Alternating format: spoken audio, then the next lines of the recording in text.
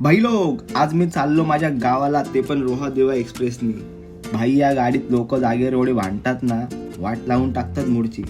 आज माझ्यासोबत माझे मम्मी पप्पा आहेत आणि माझ्या पप्पांच्या साईडला कोणते तरी मोठ्या पोटवाले काका झोपलेत. त्यांना नका बघू, तुम्ही बाहेरचं वातावरण आणि थोडी झालेली हिरवळ बघा. थोड्या वेळात पोचलो मी माझ्या गावाला पेनला. पेनवर पोचल्यावर एका हॉटेलमध्ये मेंदूवडा खाल्ला आणि गेलो परत बस पकडायला. भाई तिच्या मनात तर जागा भेटली नाही, पण बसमध्ये पण जागा भेटत नाही. फायनली मी माझ्या गावाला पोचलो गाईज. आता जो झाड बघताय ना, तो असा शेवंताचो झाड.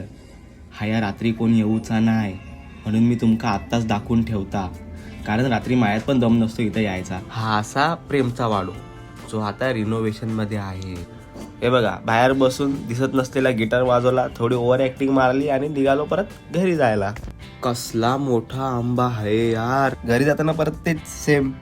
बस पकडली, पनवेलला गेलो, तिथून ट्रेन पकडली आणि ठाण्यात आलो. आणि अशाच व्हिडिओसाठी चॅनलला सबस्क्राईब करा. Bye bye.